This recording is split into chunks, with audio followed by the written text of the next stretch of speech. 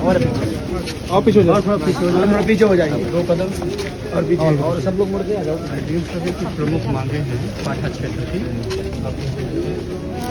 Sir मैं रोहित सिंह पटेल 14 दिसंबर से 27 दिसंबर तक हमने पद यात्रा किया था समाज की जन समस्याओं को लेकर के SIR जागरूकता अभियान के तहत, जिसमें समाज की आई हुई समस्याओं को लेकर के मैं आपके पास आया। इसमें मुख्य समस्याएं नहीं हैं, जैसे कि जिला अस्पताल में CT स्कैन व एक्सरे की सुविधा 24 घंटे संचालित कराई जाए। जनपद और ग्रामीण क्षेत्रों में पर्याप्त एम्बुलेंस उपलब्ध कराई जाए। जैसा सर क्या है कि ग्रामीण अंचल से लोग आते हुए हैं, जैसे यहाँ 60-70 किलोमीटर की दूरी में गांव बसे हुए हैं। अगर वहाँ से कोई फ़ोन करता है एम्बुलेंस के लिए तो कई घंटों तक इंतजार करने के बाद भी एम्बुलेंस नहीं पहुँच पाती हैं और ग्रामीण के लोग वहीं पर दम तोड़ देते हैं। जनपद व ग्रामीण क्षेत्रों में पर्याप्त एम्बुलेंस उपलब्ध हो, सभी स्वास्थ्य केंद्रों डॉक्टरों और दवाइयों की व्यवस्था सुनिश्चित हो जाए। साहब जैसे आरोग्य केंद्र आपके यहाँ खुले हुए हैं, अल्टरनेट दिन पे खुलते हैं या हफ्ते में 2 दिन 3 दिन खुलते हैं। जैसे बड़े आरोग्य केंद्र है, जैसा इटवा डुडाला ग्राम पंचायत में एक बड़ी बिल्डिंग आरोग्य केंद्र के नाम पे बनी है, अगर उसको PSC में तब्दील कर दिया जाए तो वहाँ के लोगों को काफ़ी सुझाव मिल जाएगा और वहाँ पे मदद मिल जाएगी। क्योंकि अगर वहाँ के लोग बीमार होते हैं या तो सतना मझगांव तरफ जाते हैं या तो मानेपुर जाते हैं, जहाँ से उनकी दूरी मानेपुर के लगभग 40 से 45 किलोमीटर की हो जाती है। सरकारी विद्यालयों में तकनीकी शिक्षा को लेकर के हमने पदयात्रा में बड़ी समस्याएं पेश किया। एक विद्यालय में 1 से 5 तक के प्राथमिक विद्यालय मात्र 1 शिक्षक है। एक शिक्षक कैसे 1 से 5 तक के बच्चों को पढ़ा सकता है? वो सिर्फ भेड़ बकरियों जैसा घेर करके रखते हैं, जहाँ पे उनकी शिक्षा का बड़ा अभाव है और उन विद्यालयों में न तो विद्युत की सप्लाई है, न ही तकनीकी की कोई। जब अध्यापक भी नहीं है, कर्मचारी ही नहीं है तो वहाँ पे शिक्षा कैसे हो? तो ग्रामीण अंचल के लोग सर, ये चित्रकूट तो पहले भी आकांक्षी जिलों में से एक है और यहाँ पे अगर शिक्षा भी नहीं पर्याप्त मिल पाएगी तो हम लोग और डूबते हुए चले जाएंगे, जिसमें जागरूकता के अभाव आज हमारे लोग न शिक्षा होने के कारण कई लोग नशा की तरफ बहुत ज़्यादा तब्दील हो गए हैं। तो शिक्षा को लेकर के मारकुंडी टोडोला क्षेत्र में पावर हाउस की स्थापना सर जो अभी सप्लाई जा रही है वो तो मानेपुर से सरैया से सप्लाई होती है। बहुत बड़ा क्षेत्र है, अगर मारकुंडी और इटवा डोडाला में हमें पावर हाउस सप्लाई मिल जाए, पावर हाउस बन जाए तो वहाँ ग्रामीण अंचल को लोगों को काफ़ी मदद मिल जाएगी। जो बारी बारी से लाइट कटने की है और इसमें सर बारी बारी से पूरे जिले में लाइट कटती है, जिसमें किसानों को सबसे बड़ा समस्या होती है सिंचाई को लेकर के, क्योंकि उनका सबसे बड़ी रोशनी का कोई समय नहीं है कि कब रोशनी। जैसे हमने नोडल साहब से बात की तो बोले भाई साहब हम नहीं इसकी जानकारी बता पाएंगे, वो तो डायरेक्ट वहीं से होता पावर हाउस से। और बच्चों की पढ़ाई में भी काफ़ी दिक्कतें होती हैं और किसानों को सबसे बड़ा आत्महत्या की तरफ तब्दील हो रहा है। बरकर की ग्लास फैक्ट्री सन 1988 में उद्घाटन हुआ था, आप देखे होंगे, बहुत बड़ी बिल्डिंग, कई करोड़ों रुपए उसमें लागत लगी है। आज उसको काम सिर्फ राजनीति के शिकार के चलते आज ना वो फैक्ट्री में आगे काम चालू हो पाया, ना चालू होने की संभावना जताई। हमारी वो भी मांग है कि अगर वो चालू हो जाए या बन जाए सर, तो हमारे जिले के कई लोग पलायन के लिए देश प्रदेश जाते हैं, जिसमें कई लोग घटनाओं के शिकार हो जाते हैं, किसी का पैर कट जाता है, ट्रेन से गिर जाते हैं, खत्म हो जाते हैं। ये स्थितियां नहीं आएंगी।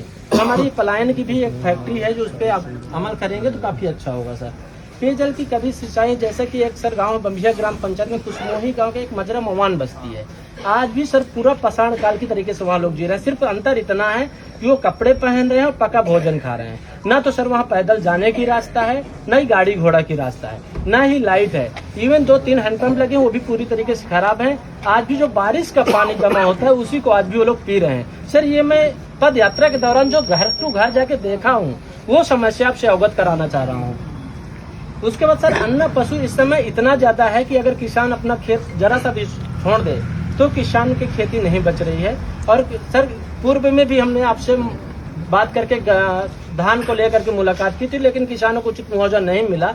जब किसानों को समय समय पे सर बार बार बोझ पड़ेगा तो किसान हमारे आत्महत्या के लिए मुंह पे चले जाते हैं, मजबूर होते हैं। तो इसलिए सर नमामि गंगे के एक प्रोजेक्ट था जो आपका जल जीवन मिशन, ये पेपर में आपका 100% काम कंप्लीट दिखाया। हमने भी जो देखा है पेपर में भी 100% अभी काम चल रहा है जी, हमने कंप्लीट नहीं दिखाया उसको, मैं थोड़ा सा करेक्ट करूंगा। तो अभी हमारा उसमें चल रहा है काम।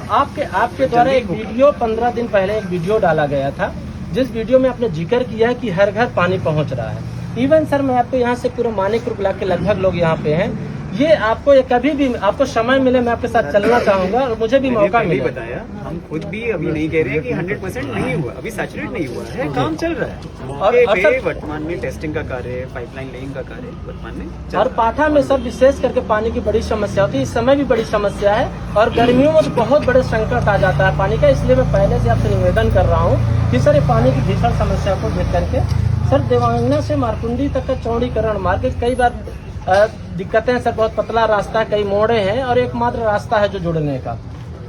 खो रेलवे फाटक का सर काम बहुत समय से बंद है, जिसमें जैसे जिला अस्पताल से लोग यहाँ से रिफर होते हैं तो कई बार इतना लंबा जाम होता है कि वहीं पे दम तोड़ देते हैं, वो आगे पार ही नहीं हो पाते हैं। तो सर ये भी निवेदन है आपसे उस काम को चालू कराने के संदर्भ में। गाँव में कुएं में सर बहुत सारे गाँवों में आपके पुराने कुएं खुले हुए हैं। मैं इसमें निवेदन है आपका मेरा इतना सा है कि इन्हें ढकवाने की कृपा की जाए, जिसमें जानवर है या आदमी है, बच्चे हैं, गिरने से जो उन्हें जानमाल का खतरा होता है वो ना हो। और सर कुछ काम ऐसे हैं जो आप एट ए टाइम आदेश करके उन्हें करवा सकते हैं, जैसे आपको कुआं ढकवाने का ये सब आपके हाथ में करवा सकते हैं सर।